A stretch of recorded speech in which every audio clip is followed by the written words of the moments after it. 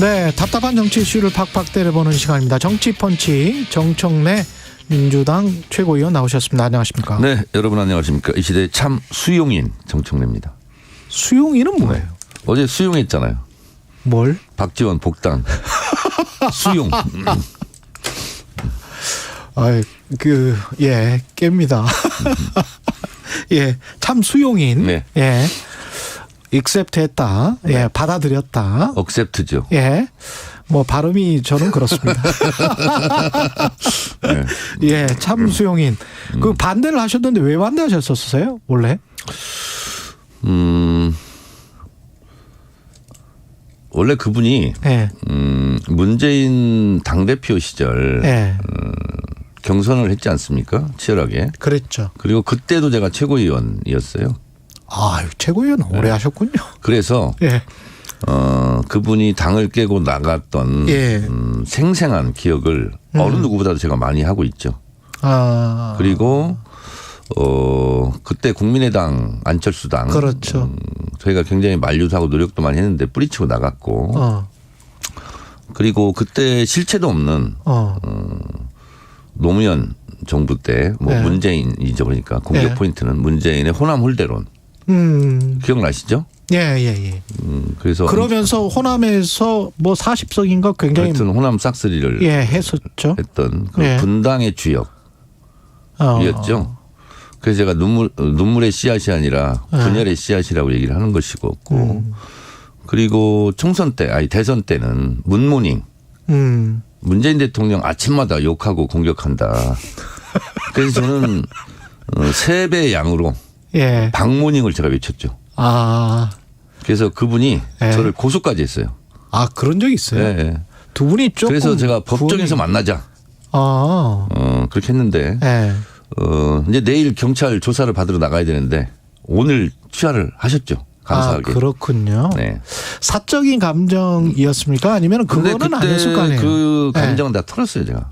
그랬을 것 같고. 네, 제가 사적인 감정이 아니라 저는 항상 선당우사 하는 사람이죠. 예. 근데 이분이 다시 들어오면 한 번 배신한 사람은 또 배신하지 않는다. 이런 말은 별로 없죠. 또 배신한다. 한 번 배신하면 또 배신한다. 예. 그러니 받아들이면 안 된다. 그리고 설령 나중에 어쩔 수 없이 받아들인다 할지라도 그 분당의 주역으로서 당원과 지지자들에게 사과 절차를 거쳐야 된다. 예. 그리고 다시는 그런 짓을 하지 않겠다 하는 다짐 각서 정도는 받아야 되지 않느냐라는 게 제 생각이었습니다. 다짐 각서를 받으셨어요? 근데 뭐 어제 공개적으로 이재명 당대표를 중심으로 통합 단결해서 예. 뭐 정권을 탈환하는데 뭐 힘을 보태겠다는 그런 식으로 예. 뉘앙스로 얘기를 하시더군요. 근데 박지원 전 국정원장의 말 펀치가 네. 그렇게 센가 봅니다. 그렇지는 않아요. 그렇지는 않습니까? 왜냐하면 예. 언론은 갈등 중심, 분열 중심으로 보도를 하게 돼 있지 않습니까? 예. 그러니까 이분이 갈등과 분열을 많이 했기 때문에 언론의 수요가 있었겠죠. 아. 근데 민주당이 들어오면 뭐 그분 또 뭐 언론에서 많이 다뤄주겠습니까? 그 복당을 하셔서 근데 일종의 이제 올드보이란 말이죠. 어떤 역할을 할 수 있을 거라고 생각하세요? 그래서 저는 이제 어제부로 예. 민주당 당원이 되셨기 때문에 잘하셨으면 좋겠다 이런 건데 지난주인가요? 하여튼 복당 심사 앞두고 예. 저한테 전화를 하셨어요. 아, 그래요? 네, 전화를 하셨는데 그분이 뭐 저한테 사과를 했다고 그러는데 예. 일단 사과를 하지 않았고 그리고 또 저한테 사과할 필요성이 없어요. 그래서 예. 저한테 사과를 안 한 거에 대해서 제가 뭐라고 하지는 않아요. 다만 당원과 국민들께 사과는 하시는 게 좋겠다. 그런 생각이 좀 들고. 어떤 말을 주로 하셨어요? 왜 복당을 반대하느냐 하고 저한테 따지고 항의를 했지 사과를 하지는 않았어요. 근데 이분이 또 사과를 했다고 언론 플레이를 하시더라고. 뭐 거기까지는 좋아요. 뭐 저는 사과받을 생각이 없었기 때문에. 예. 근데 또 복당이 된 이후에는 저한테 또 전화는 안 하시더라고. 네. 복당이 됐으니까 이미. 네. 예. 이 방송을 들으시고 전화를 하실지도 모르겠네. 예. 그 복당에 대해서 좀 찝찝하다. 아직 네. 찜찜하다. 지금도 찜찜하세요? 그렇습니다. 그거는. 그러니까 저는 네. 최전방 철책 근무하고 있는 거예요. 이제 선을 못 넘어오게 지금까지는 제가 역할을 했다면 예. 이제 또 선을 못 넘어가게 지금까지는 못 넘어오게 제가 감시 반대를 했다면 네. 이제 기왕에 들어왔으니 이제 다시 이제 철책 근무를 제가 계속 하면서 다시 이제 선을 넘어가지 못하도록 제가 이제 경계 근무를 계속 해야 되겠죠. 그래서 저는 3살 버릇은 80까지만 간다. 네, 그 말을 저는 믿겠습니다. 그래서 80이 넘기셨으니 42년생 이제 81이니까 예. 이제 옛날 버릇 다 고치고 예. 이제 새 출발하시기로 예. 했으니 그걸 믿어야죠.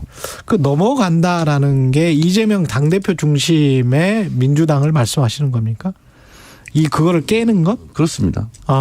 근데 본인이 이재명 당대표를 중심으로 잘 한다고 하셨으니 예. 그 말을 또 믿어야죠.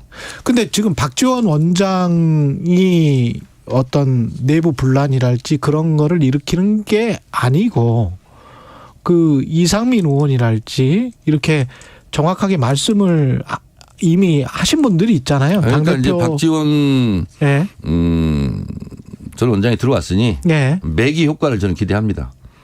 그 분란을 일으키는 네. 말썽쟁이 의원들 다 진압해 주시기 바랍니다. 근데 말썽쟁이 의원입니까? 아니면 이게 충원을 하는 겁니까? 어떻게 보세요? 제가 봤을 때는 네. 충원이라는 것은 매일 하면 안 되잖아요. 네. 네? 그 노래도 계속 같은 노래 들으면 좀 짜증나잖아요. 근데 그게 이제 습관성인 것 같아요. 네, 그래서 습관성이다. 그래야 이제 라디오 뭐 언론 이런 데서 불러주니까. 네. 그래서 그런 것 같아요. 지금 관련해서 이재명 그 당대표의 사법 리스크와 관련해서는 더 이상의 팩트는 나온 게 없다라고 지금 생각하죠. 없죠. 지금 몇 년간 들었잖아요. 뭐 없잖아요 지금.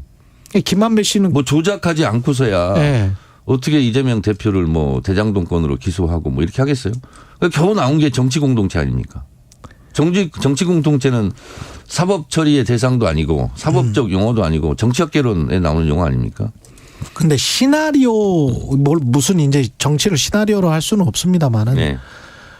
국민의힘이나 뭐 검찰이 만약에 국민의힘의 편을 들고 있다면 국민의힘 입장에서는 검찰이 계속 그 수사를 하다가 적절한 시점에 내년 한 하반기쯤에 다시 이 문제를 꺼내는 게 낫지 않을까요? 아니 그러니까 네. 그건 제가 뭐 그들의 속셈을 뭐 시나리오를 알 수는 없는데 앞으로 하여튼 박지원 전 원장이 잘 막아주시기 바랍니다. 박지원 전 원장이 막아야 된다. 그런 역할을 하시겠다고 지금 복당 신청했잖아요. 네. 자 그런데 제가 진지하게 한 말씀 드리면 네. 용선을 하되 잊지는 말자. 용선을 하되 잊지는 말자. 네, 왜냐하면 그래서 꺼진 불도 다시 보자 이런 심정으로 앞으로 박지원 원장을 잘 보겠고요.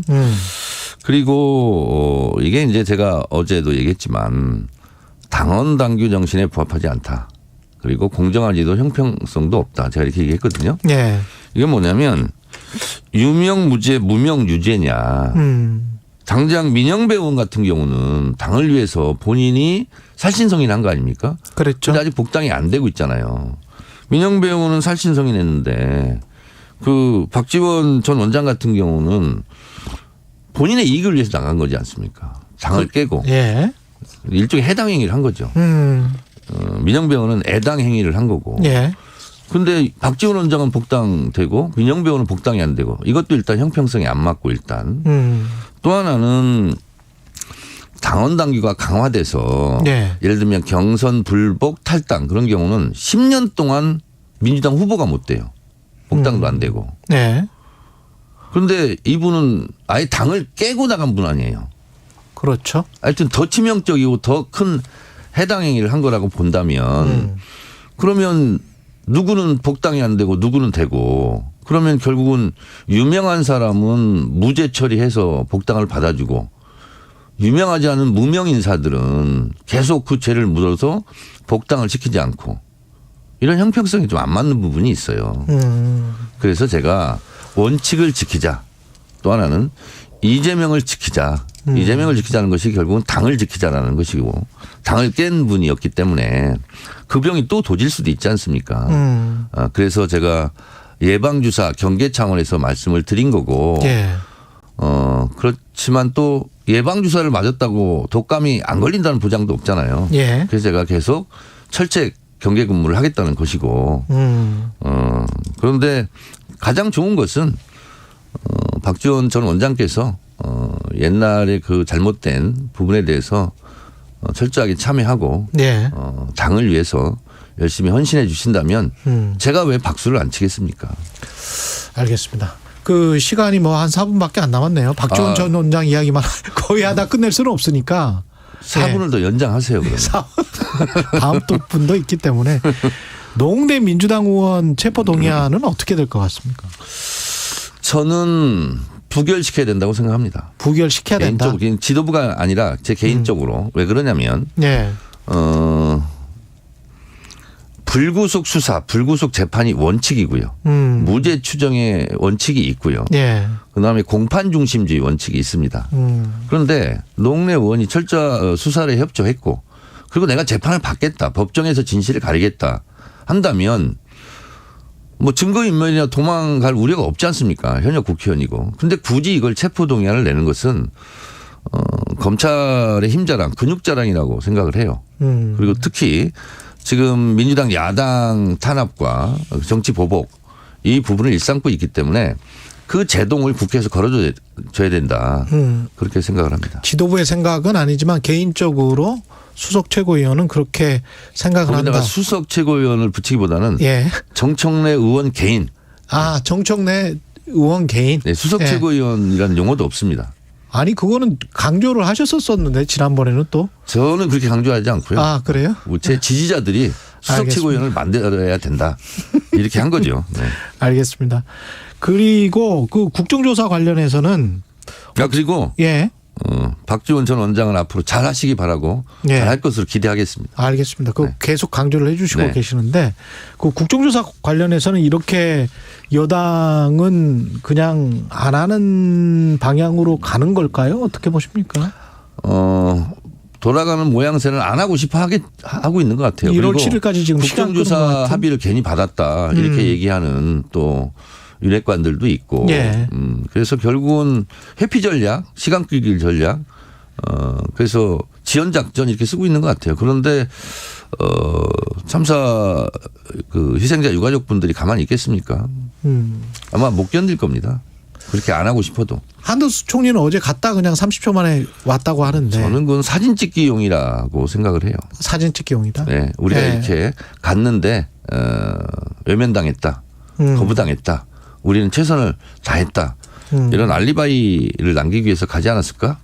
근데 대통령은 라고 생각합니다. 49일 그 추모제 때는 그때는 참석을 안 하고 또 윈윈 페스티벌 갔단 말이죠. 윈윈터 페스티벌. 그러니까 기억을 못했던지 중요 사안이 아닌 것이 됐든지 어쨌든 대통령이 49제 하는 날 그렇게 하는 것은 대단히 부적절하죠.